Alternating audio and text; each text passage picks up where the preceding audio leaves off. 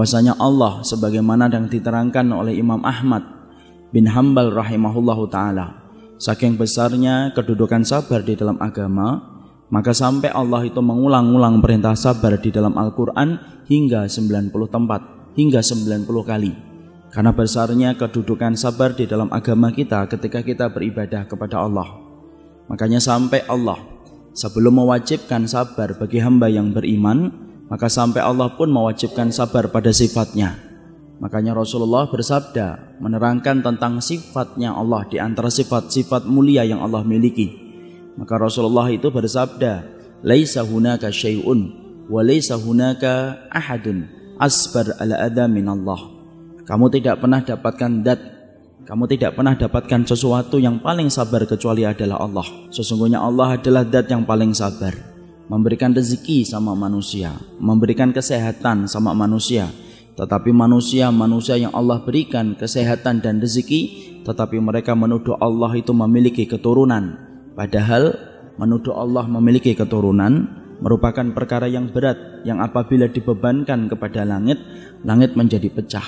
Tapi Allah sabar, tetap memberikan rezeki kepada orang-orang yang telah menuduh Allah itu memiliki keturunan. Penjelasan Nabi, Allah sebelum memerintahkan ana dan antum untuk bersabar, Allah telah wajibkan kepada dirinya untuk bersabar, dan tidak ada zat yang paling sabar di atas muka bumi ini kecuali adalah Allah. Berapa pak dari kita jadi walinya Allah di tengah keramaian, tapi menjadi walinya setan di tengah kesepian, tapi Allah tetap memberikan rezeki sama kita. Allah tetap menunggu kita untuk bertaubat.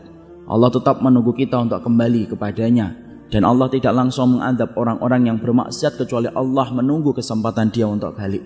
Karena itu semuanya menjelaskan satu, tidak ada zat yang paling sabar di atas muka bumi ini kecuali adalah Allah Subhanahu wa taala.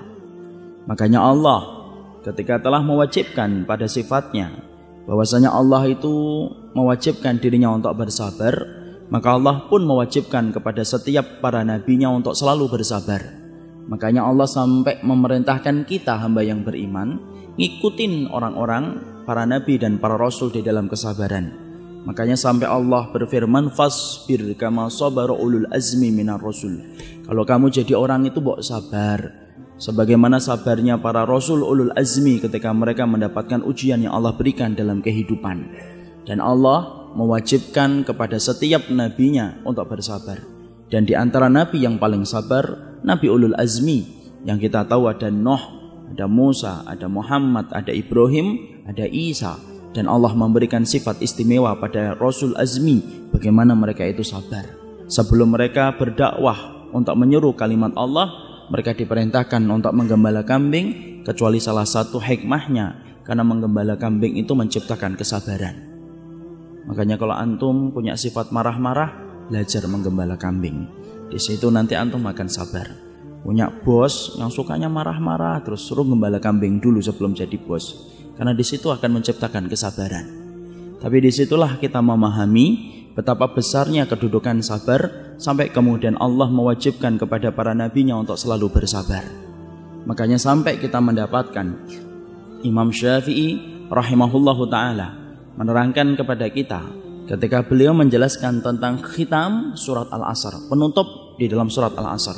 Maka kemudian di dalam penutup surat Al-Asr Allah menyampaikan wa tawasau bil haqqi wa tawasau bis sabr.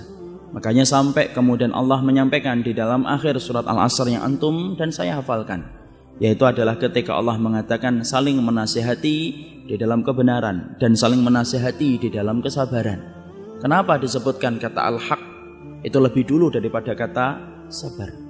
Padahal kita mengetahui puncak tertinggi dalam kehidupan itu adalah al-haq.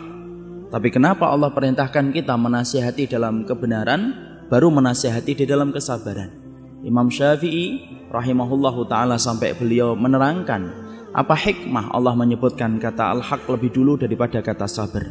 Maka Imam Syafi'i sampai mengatakan karena orang yang memegang kebenaran belum tentu dia menjadi orang yang sabar ketika sudah mendapatkan kebenaran.